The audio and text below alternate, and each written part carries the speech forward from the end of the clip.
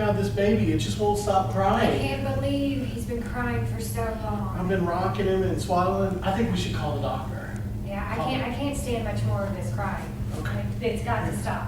Oh. Call the doctor. Beep, beep, beep, beep, beep, beep, beep, beep, beep, beep. Ring, ring. Hello? Dr. Wilson's office. Dr. Wilson, we can't get our son to stop crying. I'm afraid that there's something wrong with him. What do I do? Well, has this been going on for a long time? Yes, he's been crying forever. Wait just a second, please. He told me to hold on for a second. Okay, I got it in my game on Candy Crush. It's just really good. So go ahead. Has it been going on for a while? Yes, it's been going on for hours. I can't make him stop. We've been rocking him and walking with him. We took him in the car for a drive and it didn't calm him down. Like, I don't know what to do and I'm afraid there's something wrong. Okay. Well, has your baby been eating and sleeping? Yeah, And are they going to the bathroom, dirty diapers, wet diapers? yeah, Have you checked your baby's temperature? yeah, it doesn't seem to have a temperature. Okay. Well, excessive crying is a problem, and it's not a trivial subject. Are you all feeling any bad thoughts or harm towards the baby? Not yet. What I would say is to keep an eye on the crying. If you see any breathing pattern changes, fluctuations in skin color. A lot of this can be due to like GI type problems such as colic is a common, or GERD. Any of that in the history of your baby? No. Okay. Well, you just need to keep a close eye on your baby, and then follow up with your primary care. And we'll hash Okay, something how out. long should I wait before I call the primary care doctor? Well, if it's something that's continuing and has become quite a problem and is constant, I would say that you go ahead and make an appointment today. Okay, thanks, Dr. Wilson. All right, have a good day. In the previous scenario, it was a bad example of doctor and parent communication. The thing that you need to be aware of is that crying is normal for a baby. It's just when there is color fluctuations, disrupted breathing patterns, agitated movement, and abnormal vocalizations, which is crying abnormal, is when you really need to start being alarmed. If this goes on for an extremely long time, it affects the parent's anxiety and depression levels, so it needs to be dealt with. By contacting your primary care physician or pediatrician, you can address these problems.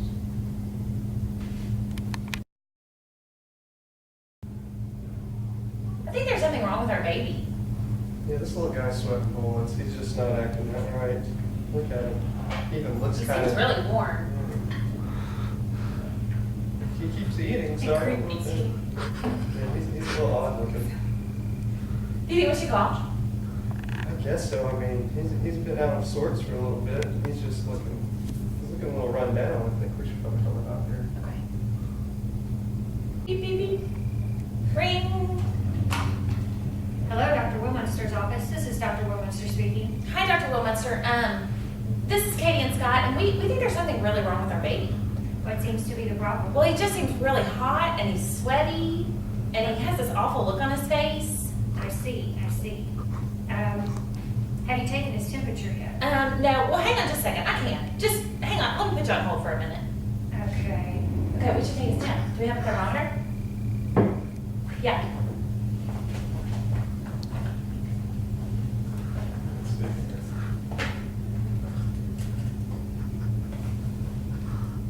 Okay, we're good. We got it. Okay, Dr. Weilmuenster? Uh-huh. He's running 100.1. Okay. Has the baby had a vaccination in the last 3 days? No, we don't believe in vaccinations. Okay. Have you tried to give him a cool bath? Well, no. Who likes those? Well, I would think a hot baby would like a cool bath. Okay, well, we can do that. So I would try that, and you can We have agreed. administer a little bit of liquid Tylenol according to the package. And then if it doesn't get better, you can give me a call back. Okay, how How long should we wait for it to get better? If it doesn't escalate,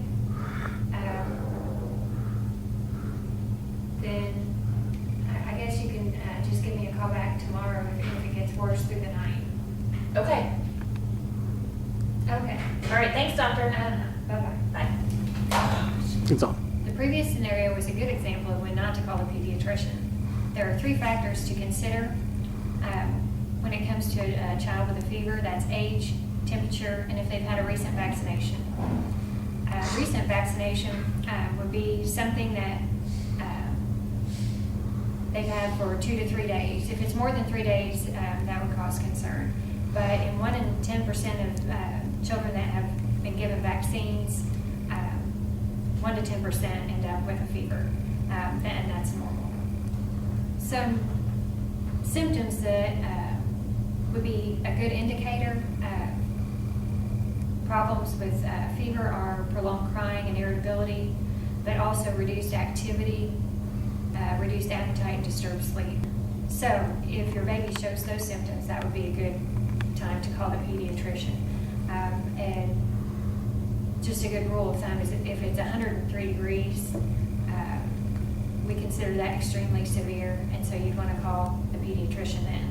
And also keep in mind, if your child is 0 to 2 months, it's probably more critical to call with a fever than 4 to 6 months. That's all I have. So has he still not peed yet? No, I think he had like 9 wet diapers yesterday. Huh. 9, I think I'm going to call the doctor. I think you should. Do, do, do, do, do. Ring, ring. Hello, Dr. Alderman speaking.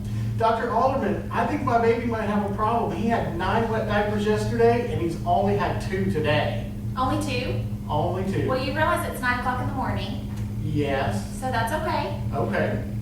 Is there anything else you're concerned about? Well, I read that dehydration was a serious problem in newborns, and he's only 2 months old, and I'm just really freaked out. Okay. Because me and my partner, well, we just adopted the baby, so we don't really know what we're doing. Okay. Well, that's all right. It's it's great to be concerned about dehydration. Has your baby, is he still producing tears? Yeah, he's still producing tears, but his skin is kind of ashy. Okay. Okay, well, has he still been drinking and eating normally? Yes. Okay. And you've already had 2 wet diapers this morning? Yes. Okay. Well, I don't think there's anything to be concerned about today, but I appreciate your concern, and if you feel like you need to call back, if there's ever an actual problem, if your baby is not getting enough oral intake, Okay. not drinking enough, if he is crying but doesn't really have any tears, or if he actually stops with wet diapers, then you can call us back. Okay. Thank you, doctor. Okay. Ready? Okay. This was clearly an example of when not to call your pediatrician, but dehydration can be serious, and these are the warning signs to look for.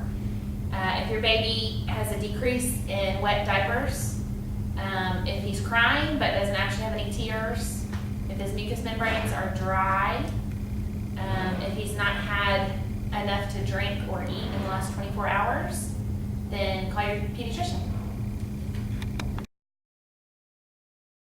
So I recently had clinicals in the nursery, and I went home with serious baby fever. But being in nursing school is not a good time to have a baby. So I decided to call up some other nursing students in the OB rotation as my birth control. Ew, babies are so gross. Ugh. Ew. Seriously? Man, this baby is really crying. He just won't stop. Oh! Hey, Doc. Well, I've been sitting here at the bar, brought my baby to the bar with me. The more I look at her, the more I've been noticing that she don't look a thing like me. What should I do about it, Doc? Really? No, she don't look like me at all. I'll just answer the phone and then go from there. Okay. Is that good? Yeah. Thomas?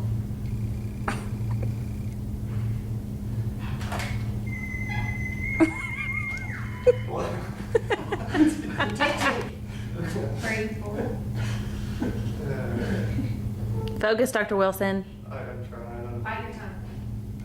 I only sound trying. It's on. The previous scenario was a good example of when not to call the pediatrician.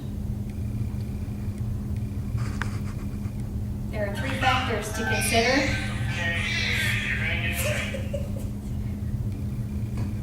There are 3 factors